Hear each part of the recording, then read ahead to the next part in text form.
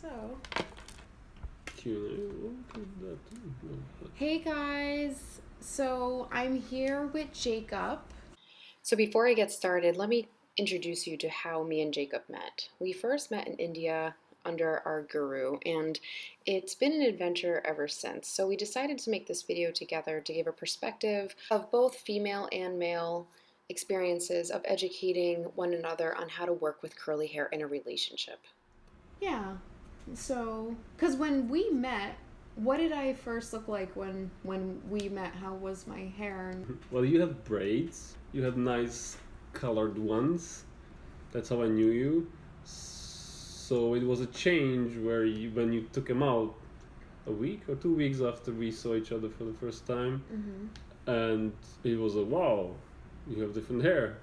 But it was like for me, it was just like a reset, change.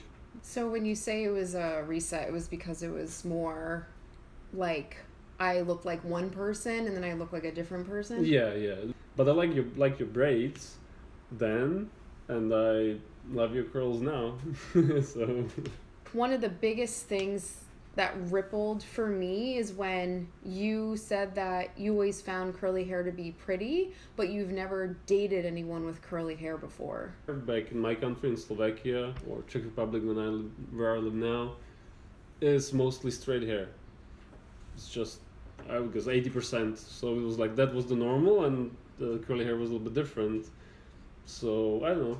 It just it had something to it. Yeah. Sparkle. When Jacob and I started seeing each other, I needed to educate him a lot on how to touch my hair.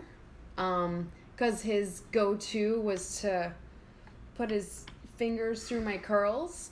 And how did it, do you remember anything of when you first started touching my hair? And I remember only once in the bedroom you were saying, explaining, you were educating me why, like grabbing, touching, whatever form of touching the hair, how it does, what it does to the hair, what you do to your hair in order to keep it up, and how you feel about it. So that was very helpful for me in understanding how to approach your body. I want to show you guys a couple of techniques that you can show your partner. Do you want to touch my hair? Now, for the most part, his hands are extremely gentle. Yeah, down. Yeah. Like went down. Yeah. So now it's like he just takes care of the outside of my hair, and he's not messing it up at all. In fact, if anything, he's just given it a little bit more volume. Is there anything else you want to bring up? Maybe I had a little idea when I was touching your hair that it's more about sustaining the curls, like keeping them curly. So with that understanding, I know when I do, something like grabbing or pulling or anything, it will change shape. That's what I know. So that's what I don't want to do, because you don't want to like mess up the shape or the curl itself. Right, because you're most likely creating frizz. And, yeah, you just the results aren't gonna go as well as we want them to. Yeah, So- that's important to know what you want with your hair. So if you want to have curly hair, sustained for the day, and for if that's the goal, then yeah, you want to keep up the curls, then it's understandable.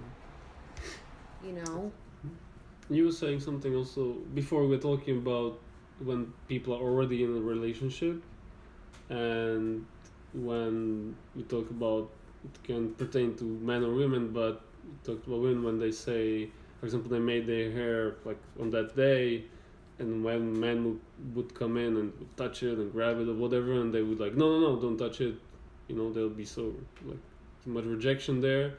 And the man would go like create this rule for himself that I don't touch hair anymore. That would also have impact on their intimacy, essentially on their relationship, where they would, okay, this is sectioned off, this is not part of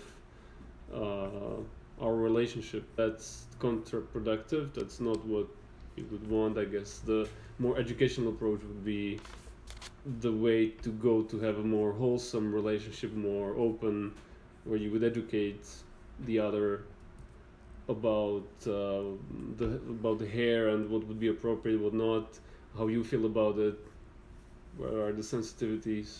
What would you feel like if you were afraid to touch my hair? Like, why would you be scared to touch my hair? Well, I didn't want to create kind of a conflict situation, like a tense, not necessarily conflict, but a tense situation, because I know many guys or many men don't express how they feel necessarily. They just do or not do, or he doesn't know, and he's okay, I don't know, I just don't deal with it at all, meaning I won't touch it. Again, this comes back what we talked about earlier, that it doesn't help any intimacy, it doesn't help the relationship to be deeper, to be more wholesome. That, I think, where women are a little bit more natural in approaching in more nurturing, careful ways to kind of unlock or, go behind that shell that we sometimes create as men, like to be sheltered or be safe from any tense or hurting situations. I think it's a really great way to just ask a simple question of like, hey, do you ever want to touch my hair but you hold back? And just kind of go into their world with a non-judgmental space. The general rule is if you're gonna like make out, you're gonna have sex and you want to get wild, and you gotta let go, like how he's gonna touch your hair, let your body be free. And if you're gonna be physical and sexual with another person, just know that you're redoing your hair in the morning, but I there's no shame if you're wearing your buff because you do want to preserve your hair, but you still want to get physical and affectionate with your guy or your gal, or your they. I mean, there's so many different ways to talk about this, but the point is that let your partner love you, let them love you, but let them love you in the context with the loving content that you've created for them to learn from and to grow from, and they can grow with you, you guys can grow together, and it creates more harmony. And and share this with your spouse. That would be great.